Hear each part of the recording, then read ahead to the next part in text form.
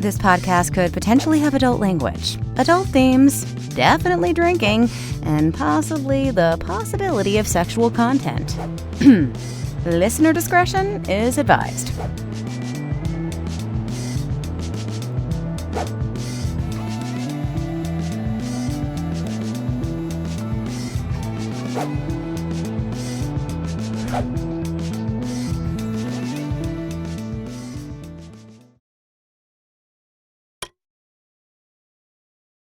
There she goes. She's being weird today.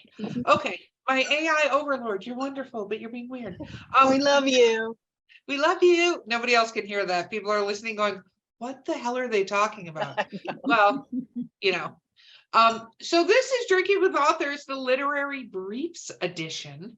I am your host, Erica Lance. I don't know why I'm pointing. You couldn't even see it when I was pointing. My co-host today is Bo Lake, and our amazing guest is Austin Camacho. Woo! I don't even know what the hell word was about to come out of my mouth, but I did stop myself. So I think you were going to say author. I think you were going to go it's author, a tough name Austin. when you drink. You know what? I did manage to eat the three remaining cherries that were in my cup. I've discovered the key to this, to have a lot of ice. It floats them on the top. But let's talk about what we're drinking, and then we can ask lots of questions to Austin, who's been drinking along with us in the previous episode. So in actually Drinking with Author swag, we have some. You'll get some, Austin, for being on the show. I am drinking limeade because I took a limeade, and it's cherry limeade because I put, oh wow, this is great. I put moonshine cherries from the old Tennessee company. And so I knew I'd be in this state by now. This is what happens in the middle of the day when you mix moonshine and any sort of citrus beverage. Anyway, it's pretty badass, as you can tell. I'm feeling the effects of it. Bo, what are you drinking? I am almost done with this bottle of Blue Moon, and I wish I had gotten another, but it's fine. Is that the same beer? Mm-hmm. The same one beer? Yeah. Someone has to keep their faculties about them. Erica, your partner's a lightweight. I know. You're lucky you at least got one of my partners to drink. I have two that don't drink on the show. One of them's actually legitimately allergic to alcohol. Wow. And the sunlight. I think she's a vampire that just got like the really shitty end of the deal.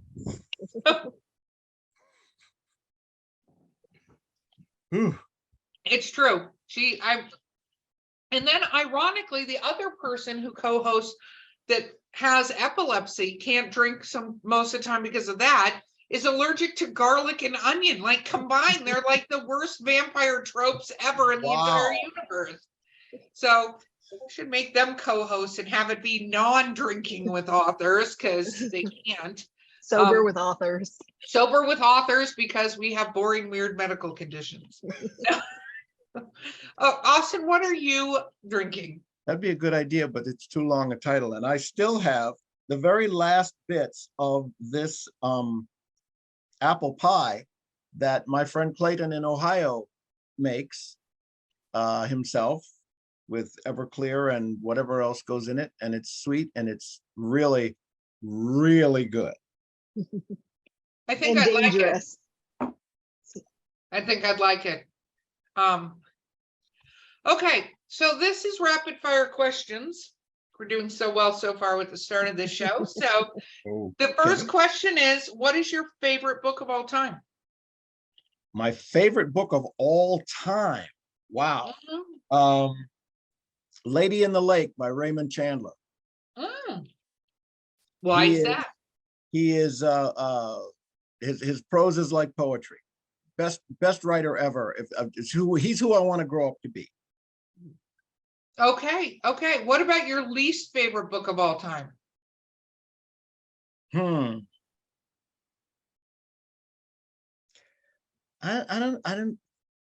don't have a good memory for bad. Okay. Least favorite book. I really I can tell you the least favorite book that I actually ever read all the way through. Oh yeah, I like that. Okay, that would be what the hell's the name of that book? It's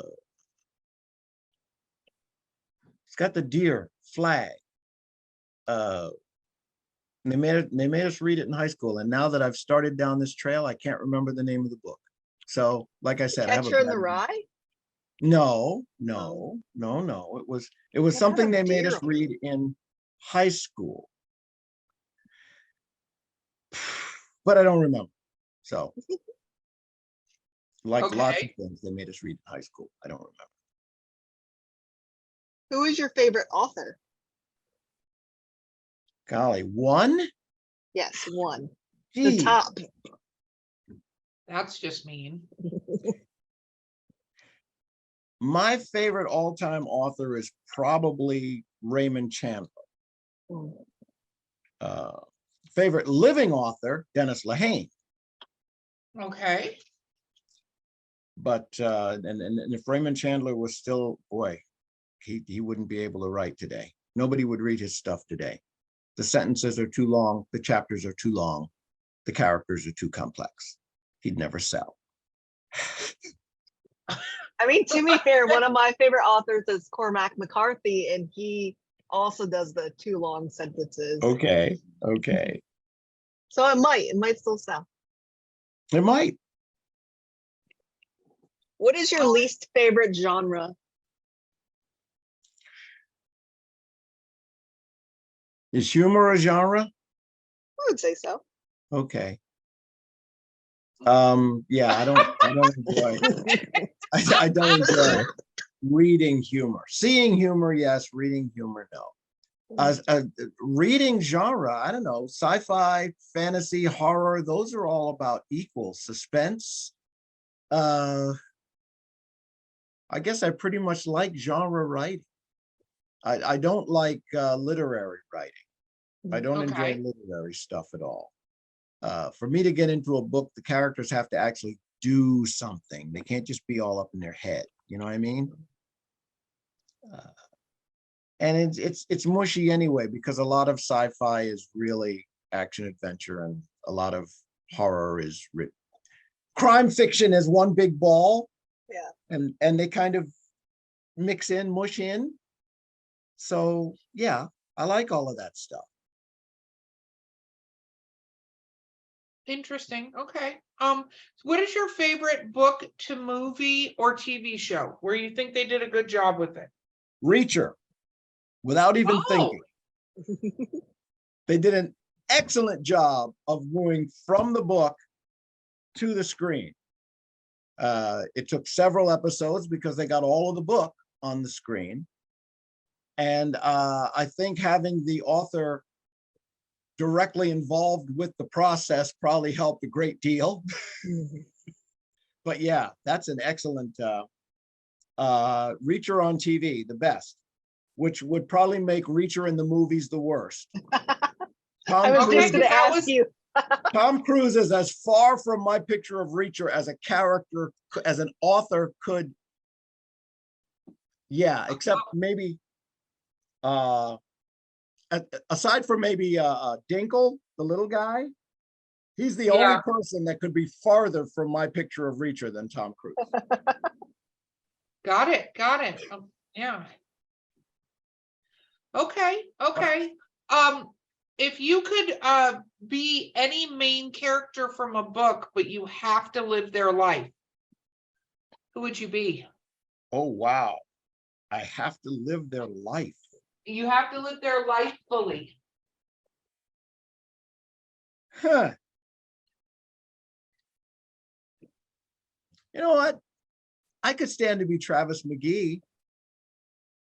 That wouldn't be a bad life, Okay. living on the boat.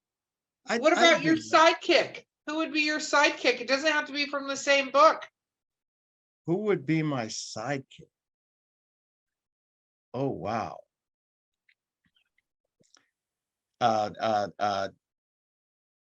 Oh, but if I was Travis McGee, I would hang out with the Saint. Okay. Yeah. Wow. I need to write that. You do. I need You should to write that down, because you're going to totally forget when you get off this podcast that you said that. that. Until you all the listen to your Everclear- podcast later, But- and you'll be like, "Oh my God, I did say that." Simon So- Templar is such a great character, and you don't know anything about him. and he would fit well with Travis McGee. You can't write a book while you're on this podcast. You have to be entertaining. So I saw Okay. that going in your brain. Nice try. Okay. Nice try. That's not what we do here on Drinking with Authors. We don't create things. I don't know why I just said that. That's not true. Okay, Bo, what's your next question? What is your least favorite book to movie adaptation? Oh, Besides the Jack Reacher movie. Besides Jack Reacher Yeah. movie? Think of another book that's gone to a movie. It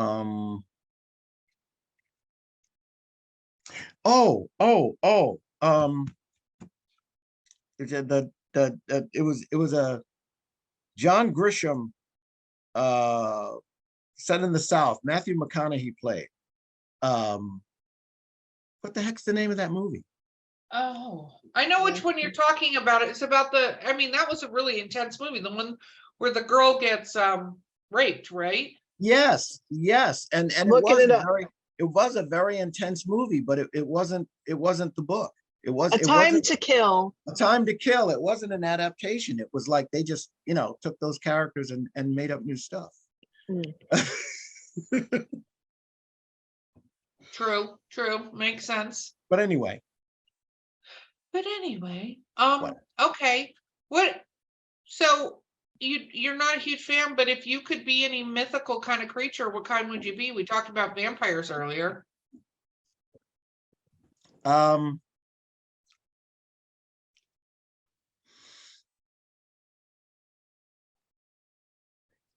That's it would depend entirely on who my writer was. Okay. I would not want to be a Bram Stoker vampire, but maybe a supernatural universe vampire. Okay. I could do that. Take it. I want to be Vampire Diaries vampire. Yes. You're super fast, and you have a ring so you can go out in the daytime. I was gonna say, which one of those vampires are you then, Austin? I would not have pegged you for a Vampire Diaries fan, but let's go there now. We're going there. We're on a podcast. Okay. See, what I read doesn't necessarily relate to what I watch on TV. And I could be. Come on, tell us which vampires your favorites. The sequel to that show was set in New Orleans. The original. Yeah.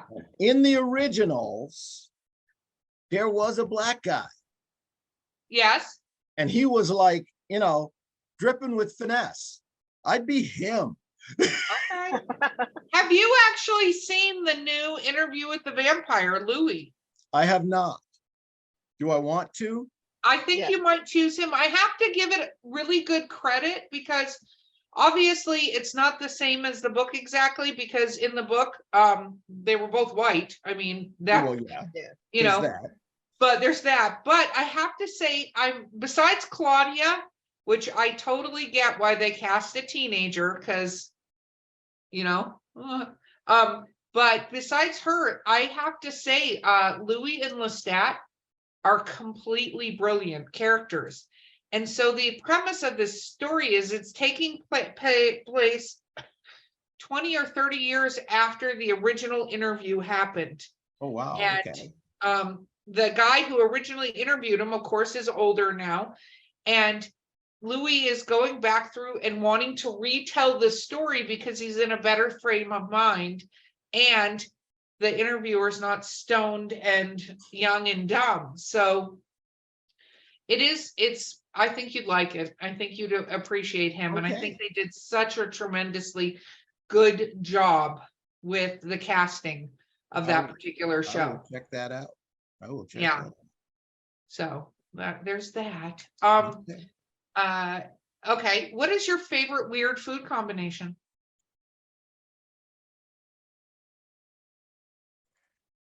Well, first, by definition, if it's my favorite, then I don't think it's a weird combination. So that's a hard.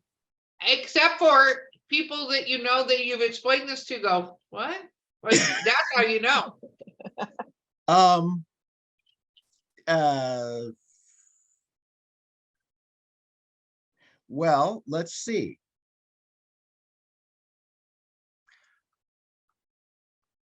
There are several breakfast cereals that I like. And if there's only a little bit left in the box, I don't have any trouble filling the bowl up with a box of something else. I like that. And so any of the cereals I like, you know, they become another magical combination when they meet in the bowl. And then I always put raisins. And on a good day, I crumble up some nuts to put in some cashews, because cashews crumble really easily. I'll crumble up some cashews and throw them in the bowl. And I don't even know if that is weird, but That's a little more it effort sounds than I weird. would expend into it's- my cereal making. but it's really good. Sounds like it's really good. I like it. I I am- like it. I am told that I eat oatmeal weird, Also, Okay. because Do oatmeal is explain. oatmeal is a blank slate, man. So I like to put some brown sugar and cinnamon, and I like to put some raisins, and I like to put it needs maple flavor, so I'll put a little syrup in one corner, and butter and milk. Butter? you lost me at butter. Butter. You didn't lose me at butter because I'm a huge fan of Kerrygold and think I could put Kerrygold on almost anything. Okay. But if you like put them in different places, then as you're eating, you hit like you'll hit a vein of brown sugar and say, oh, and then you'll hit a vein of maple syrup. Oh, and you know. You just like Anyway. to mix flavors, it sounds like. You're a flavor guy. I like it. Okay. So what But about just because I like something doesn't mean that I like it combined with everything. no, Because I've had people say that, well, you like this and you like that. Why don't you like them together? And I always say, yeah, chocolate covered fried chicken. That's my example of two great tastes that do not go well together. see, that would be worth trying. Have you tried that? Wow. Yeah, I'm not that drunk. No, that sounds like just like a chicken tender in like a Erica, dark after chocolate. this is over, you need to get a chicken tender and some chocolate and try it out and let us know. I would, except for I can't eat chicken. I have a good friend who loves chocolate covered bacon. And Oh my God, I love chocolate covered I bacon. just can't. It is chocolate covered bacon with maple syrup, maybe one of the best things ever created. I don't Yeah. like my food to touch, so this is really gross. Yeah, to me. that's a criminal combination of foods. Sorry. Criminal. Well, can't. fine. Can't have that. Fine. Okay. So what other What things? else do you want to know? Oh, what else do you got?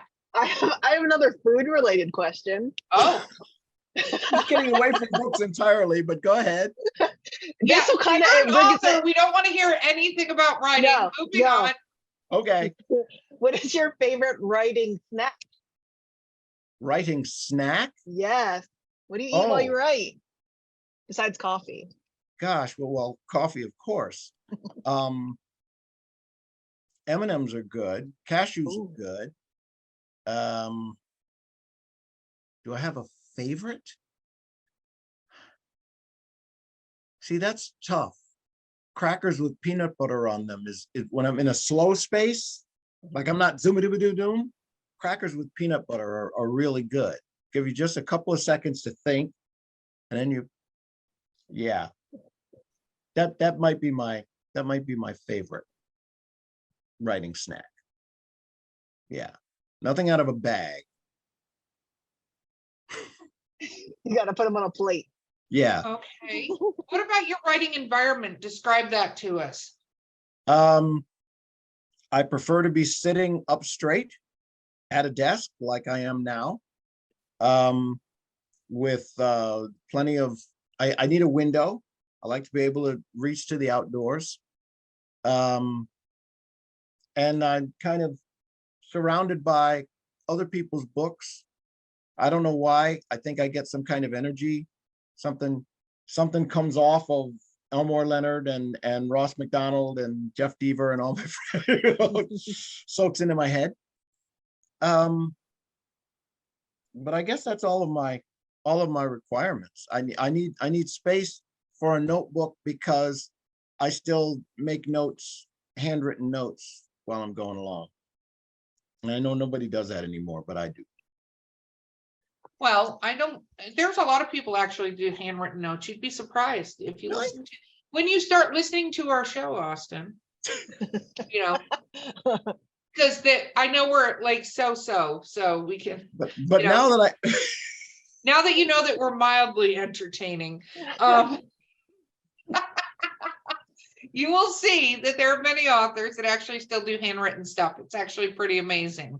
let me just say, for the record, that I don't listen to any podcast regularly because I fear that rabbit hole. I fear being sucked down into it, and then it will eat up my entire day. Well, what you do is when you're doing chores or you're going out walking or you're driving, that is when you podcast. That is when I do audiobooks, and when I podcast is like all of us have chores to do, or even like today I was doing some gift wrapping for this ye old holiday season coming up here that will be past when this episode airs, but when it comes up. But the thing is that I fill the time because I realize it's some time that I'm doing nothing that's really mentally challenging at all. So I'm like, this is when I can listen to podcasts or audiobooks and be sort of multitasking. Wow. Because we all have to do dishes at some point. When I'm walking or cleaning around the house or something, that's when a lot of the writing happens. That's when I'm seeing what happened or what's going to happen, and I'm hearing them talk, and I'm solving those weird problems like, how the hell do you get out of this? Well, Wait a minute. and I don't want to interrupt that because your fans will kill me for making your books take longer. Can they actually build a hang glider out of branches from a tree and an old parachute that's no good anymore? Maybe. You know? In your book they can. Maybe. You know, okay. Bo, I'm going to give you the final question, my friend, and it better be epic. Epic. Because we're mildly entertaining, so we've got to keep that standing. You're never going to let that go, are you? No, I'm not, Austin. When I see you in person in a con, I'm going to be like, oh, Austin, do you want to be mildly entertained tonight? You can join us for a drink. Got to get you guys to come to our conference in September. When is your conference? 50 authors to pick through. It's called Creatures, Crimes, and Creativity. It's September 8th, 9th, and 10th next year. It'll be the 10th year. It's our 10th anniversary. We got Jeff Deaver to come back. We got, you do horror. You're a horror writer? Yep. Okay. Our other keynote is Nancy Holder. Do you know her? Mm-hmm. Okay, we'll have Jeff Deaver and Nancy Holder as keynotes. Well, you should send me the information. I would love to join. Okay, I will. I have your email. You do. Did you say that was Creatures, Crimes, and Creativity? Creatures, Crimes, and Creativity Con. Erica, I just actually sent you an email about that earlier today. Did you? Yeah. From one of our great authors. Wow. Oh, from one of your great authors. Who? Yeah. Lou Kemp. Name's Lou Kemp. Okay. Yeah. Okay. So right, what is your epic question? What? Last question. Lot of pressure. Is there a quote from a book or poem, any book or poem, that sticks with you in your head?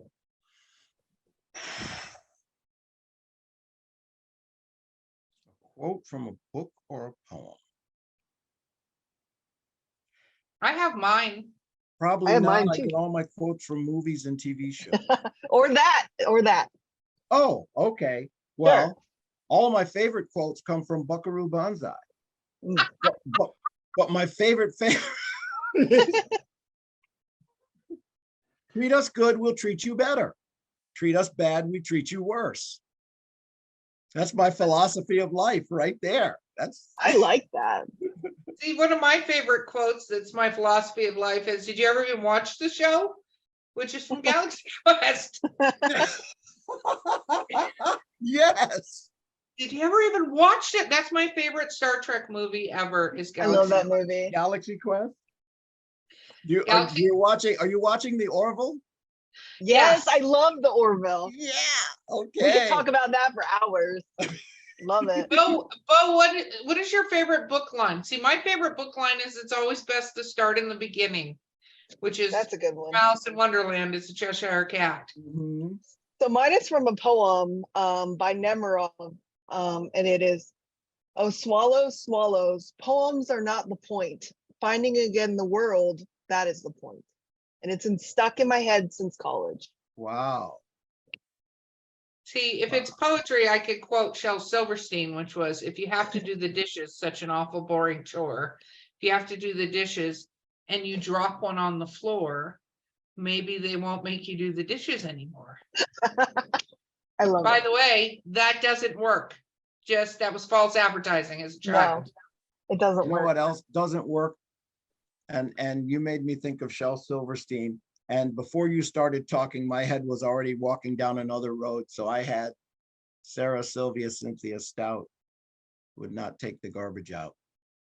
It's all about chores with old Shell. It sure is. It sure is. Except she really wouldn't, then Well- when she finally said she would take the garbage out, then the next line is that line from a horror movie. But now it was too late.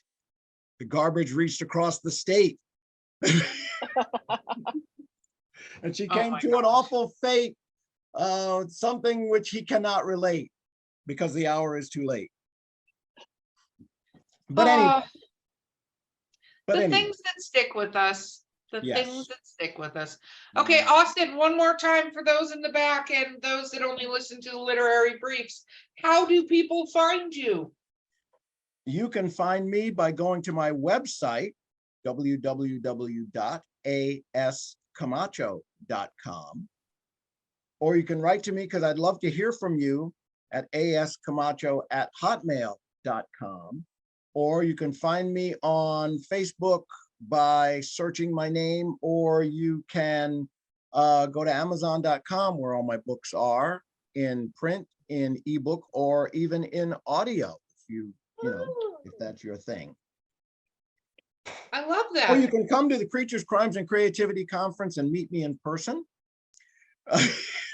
Oh, I'm gonna show up now just so that I can mildly entertain you for a segment of your conference.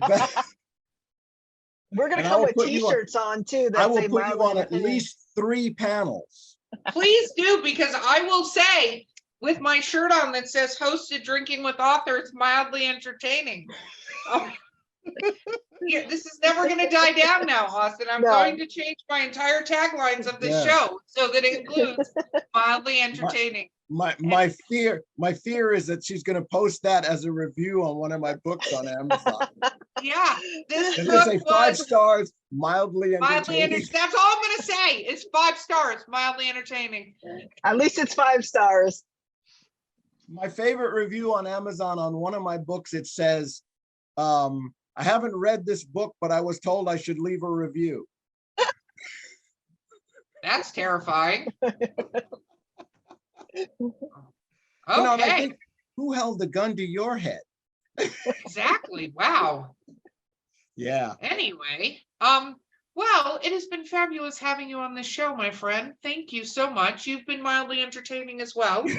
And You guys are a lot of fun. This is cool. oh, now we're a lot We're of fun. up to a lot of fun. Mildly entertaining, a lot of fun. Where in Virginia, Bo? I am in Winchester, Okay. which is kind of, it's probably like an hour I know, outside of DC. I know where you are. I Yeah. know where you are. I'm in Upper Marlboro, Maryland, but I used to live Oh, in Springfield. oh, So, I used to live in Centerville. oh, wow. Look at that. And North Carolina, is that right, Erica? That is correct. Yes. Okay. My sister-in-law lives there. Yeah, I I'm south of Asheville up in the mountains. I may So hunt you down. well, that's threatening and documented because we're still recording. So that's fine. It's Just in documented. case In if I the nicest disappear, way. Mo, you know where to find the link. I know. I better I call may that hunt you down, FBI but in agent the who's looking nicest at my way. Google searches. Yeah, exactly. Now we're in trouble. It's like the guy that says, yeah, my girlfriend says I'm a stalker. Well, she's not my girlfriend yet. But But she will be. Oh my God. We're supposed to end, but side note, I watch a lot of true crime shows. And so there's one called I Am a Murderer on Netflix. Yes. And they made it, and it goes through like the murderer's version of the crime and then brings the victims' families in to tell, and the prosecutor like their version of the crime. And generally, the murderers know they killed someone. Now, whether or not they somehow have justified it a little bit in their mind, but in general, they know they're in jail for killing someone and they killed someone. And whether it was an accident or not supposed to happen, that's all moot, right? I Am a Stalker, though, the same people that made that show made I Am a Stalker, and not a single one of those people was like, I did anything harmful, I was bad. Like, no remorse. Wow. It's so much more terrifying, the people who do stalking. I know this sounds weird, than people who just do murder, because these stalkers, some of these stalkers ended up going to jail for assaulting or killing the person they were stalking, but they have they're so delusioned in their mind that there's absolutely like no way they would